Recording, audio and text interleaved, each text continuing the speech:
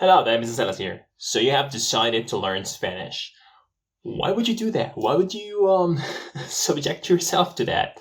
I'm just joking. I actually commend you for it. Not a lot of people choose Spanish outside their own school to learn. They much rather have something easier, right? There's always I find with languages, like people who have English as their native language, I find that they either want a really easy language, or they want to torture themselves with either Mandarin or Spanish. Well done, you. That's perfect. So why would you like to learn? It's not as important as how and what would you like to learn. Now you might be wondering, what do I want to learn? I want to learn Spanish. Yeah, but there's a caveat to that. So it's like I want to learn Chinese, but we want to learn Cantonese or Mandarin. I think most everyone understands, like, if you say Chinese, you actually mean Mandarin, but still you have to be specific to some people. So the same happens with Spanish. Even though I can tell you this as a Spanish native speaker, that we can understand people, obviously, people from other Spanish-speaking countries easily. But the way we speak is very different. So the first thing you have to ask yourself is, what kind of Spanish do I want to learn? It's not the same learning Spanish from Spain as learning Spanish from Mexico. That's a big difference there. Now the thing is, if you learn Spanish in Spain and then travel to Mexico, you will hardly have any trouble actually reading stuff like menus or books even. That should be fine. The problem is talking to people, which is like probably the main focus of everyone who wants to learn Spanish. The accent, it's different, obviously, because that's different in every country. But the pronunciation is also different. Like, some words are not pronounced the same. For instance, even though it's not correct, most people in Spain, they would pronounce the V, right? And when I say it's not correct, it's like it's not necessary. Like, if you do it, it's fine.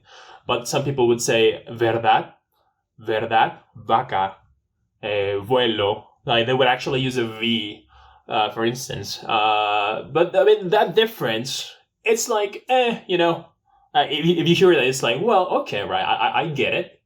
But it's not that big of a deal. The problem comes with other continents, for instance, like the Z. That's like la beta, right? So in Mexico, here we are, to be fair, we combine three sounds into one. So the S, the C, and the Z, they are basically the same sound depending on which word. Oh, and that's another thing. You will hear that word a lot as you learn Spanish, depending. Oh, it depends on the context. That happens a lot. We have more than 16 tenses, so you can probably take an idea from that.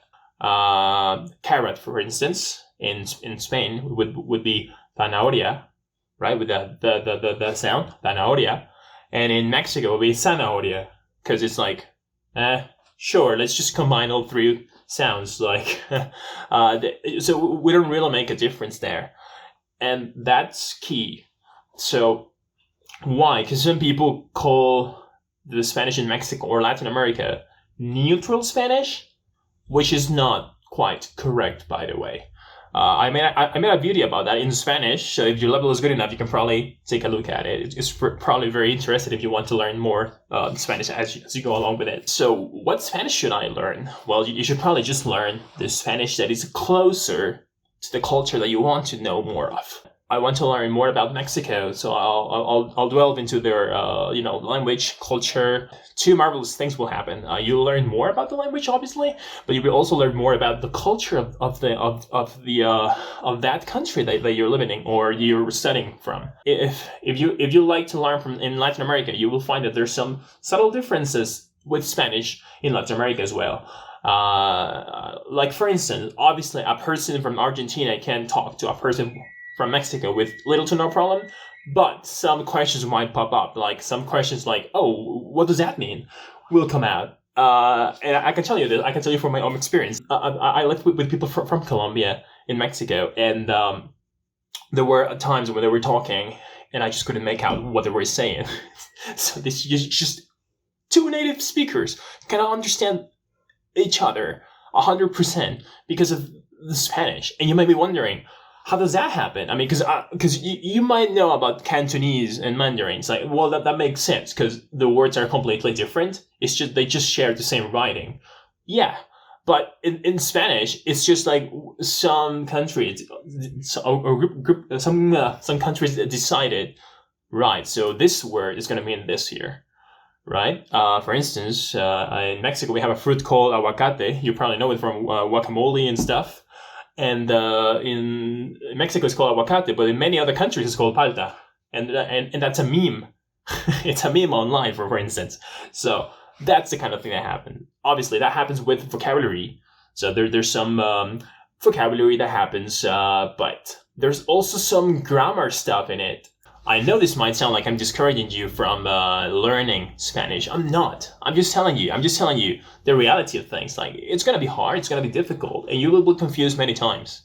So, if you know that, if you have that in mind, then you won't have any trouble with it. Because then you'll know, oh, okay, so I'm going to learn Spanish from Mexico. So I know I'll have trouble speaking in every other country. I swear I'm not trying to discourage you. It's just, that's the reality. Even us, I mean, we have some problems when we travel. If I have never actually traveled to Latin America, but I have met people from Latin America, and when we talk, it's like, wow, he speaks really different. He speaks so strange to me, and they might think the same about me, right? So that's the beauty of languages, you know. That's why I love Spanish so much, and that's why I'm so proud, and I love Spanish so much because I'm so proud of my heritage. Because yes, you know, like in Mexico with all the Aztecs and all the story that we have behind us, it's really cool. But that's not it. I mean, I'm a linguist and teacher and translator first of all. So what I feel, it's like, wow, I'm so glad I don't have to learn this language because it's so difficult. It really is very difficult. And I don't know how people do it, because I have heard people, foreign people who learn it, and you can tell they put their hours into it because they do it so well. It's amazing. It's really incredible. So I guess I'll use this video to tell those people that I admire them a lot. It's just amazing how you can learn this language. For me, I keep learning it every day. You know, it's like, I'm trying to learn it. I'm trying to learn more and more. But these people are, I don't know how you do it, guys. You know, especially native speakers, because, you know, some people who have like Italian or French as their native language, even the Portuguese, I can see how they got the language, because it was, like for me, for instance, with Italian, it wasn't as hard to learn it, because, you know, we share a lot of stuff with them. But English has nothing to do with Spanish. I think the only tip I can give you that English helps with is that there's a lot of words in English that are considered to be like, you know, very elevated, very posh words. Those words are usually cognates, which means like similar words from English to Spanish that are like very common in Spanish. For instance, from the top of my head right now, I'm trying to think of some words, and like conversation, like converse, right? Conversar. That's, you know, that's a really common word in Spanish. Imagination, imaginación, education, educación. So we have all these words that are like very similar. So that might help in regards to vocabulary. But the grammar is completely different. As I said before, we have 16 or more tenses, and that's going to be tough. So if you are learning Spanish, wow, well done, you. Well done.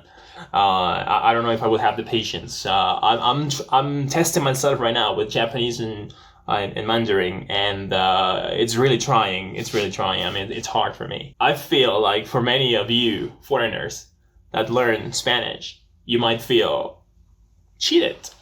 If you learn, for instance, Spanish in Spain, and then you travel to Latin America, and you'll find out that you can barely talk or communicate to people, I can see how you would feel like, oh, I wasted 3 hours. Wow, that would be nice, right? I wasted 3 years or 2 years of my life like studying this language. Then I come here to talk with native speakers and I can barely talk. I cannot do it. Why?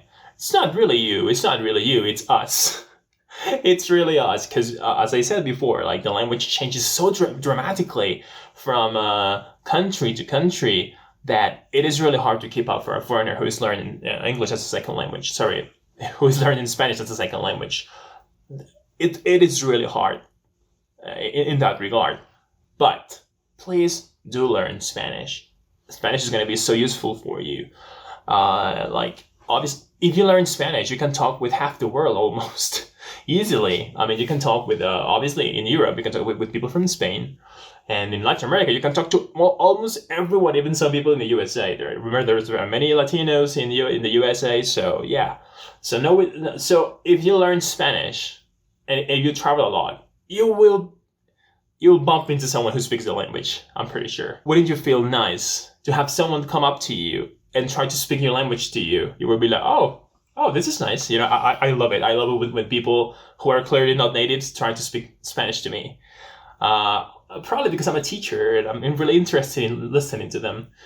But it's like, oh, okay, let's do this, you know? And I talk to them and it's really nice. So it's the same thing, you know, like if you learn a language, you can probably talk to these people in their language, and that can probably help with business as well. I swear I have heard those conversations. It's like, oh yeah, sí, el gringo que habla español, sí, right? So, oh yeah, by the way, in Latin America, everyone who is white is a gringo basically. So just get used to being called that. It usually isn't in bad spirits. I'm so glad you're watching this video. Maybe and hopefully I made you consider how you approach Spanish learning. So remember, choose the country that you want to learn Spanish from. Try to look for material in that country's particular language. But if you find from many others, it's fine. Just keep in mind that there's no neutral Spanish you can actually listen to or see. So, you know, you're out of luck in that regard. You have to kind of choose your country as a default and then go from there. I do have a phrase for this channel that I finish with every time, but I need to say it in Spanish. I can barely say it in Spanish. I cannot bring myself to say it in English. So, saludos a todos nuestros alumnos autodidactas y futuros políglotas. Class dismissed.